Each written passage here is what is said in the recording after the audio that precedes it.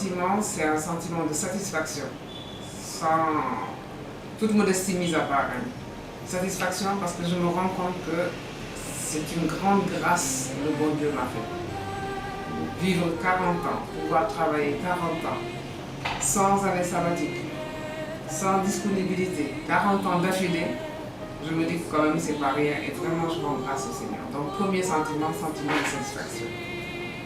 Sentiment de gratitude aussi, vis-à-vis de mes supérieurs, vis-à-vis de la congrégation, qui a su me faire confiance, qui m'a donné des responsabilités et qui me prouve que donc, peut-être, quelque part, j'ai pas trop mal fait. Voilà les deux sentiments que je peux vous décrire aujourd'hui. Alors, pour être franche, je le dis toujours, j'ai pas senti 40 ans passer. Chaque fois, je disais à mes enfants, j'ai l'impression qu'il y a une vingtaine d'années que j'ai loupé. C'est comme pour moi, c'était à peu près 15-20 ans de travail. Je n'ai pas senti passer les années. C'est au fur et à mesure qu'on se dit, mais ça fait quand même 10 ans, ça fait quand même 15 ans. Mais honnêtement, ça n'a pas été un poids. Et ça, je pense que c'est le contact avec la jeunesse qui fait ça. On ne voit pas les jeunes vieillir, on voit tout le temps des jeunes. Donc on a l'impression qu'on est tout le temps dans la même période. Honnêtement, je n'ai pas senti passer ça. Le moment, c'est difficile à dire. Il y a des moments, oui, des moments peut-être marqués de façon différente. Il y a vraiment beaucoup de tout ce qui concerne la communauté. La commémoration des 80 ans de Jeanne d'Arc, la commémoration des 200 ans de la congrégation. Il y a beaucoup de grands moments, mais il y a aussi la réussite, la satisfaction des élèves. Ce qui m'a beaucoup marqué, c'est une élève qui est revenue, peut-être elle était partie faire ses études, elle est revenue peut-être 7-8 ans après son bac, qui vient me dire, madame, je tenais beaucoup à vous voir. Pourquoi? Elle me dit, parce que moi, dans la vie, je veux prendre exemple sur vous. Ah, je la regarde d'un air, mais qu'est-ce qu'elle raconte? Non, mais je ne vous ai jamais vu fâché. Vous avez toujours le sourire. Et pourtant, je sais que vous avez des problèmes. Tout le monde a des problèmes dans la vie, mais on ne l'a jamais senti. Et depuis ce jour-là, je me suis dit, je vais rester tel quel. Si c'est ça le sentiment que les élèves ont de moi, je resterai pareil.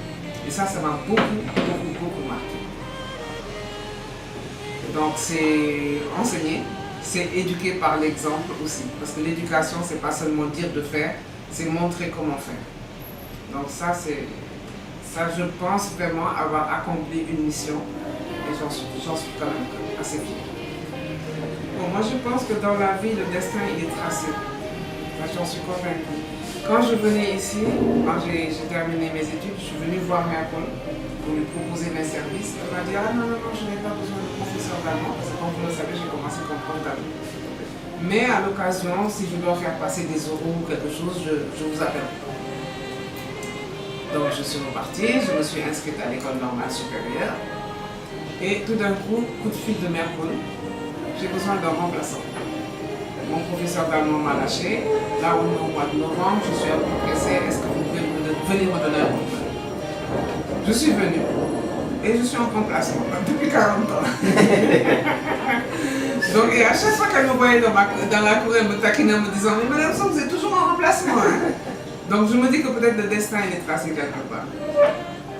Dans la vie, moi je pense que ce n'est pas le matériel le plus important. C'est vrai qu'on change de boulot pour être dans de meilleures conditions, pour avoir un meilleur salaire. Mais quand on aime ce qu'on fait, c'est ça qui est primordial. Il faut s'épanouir dans ce qu'on fait.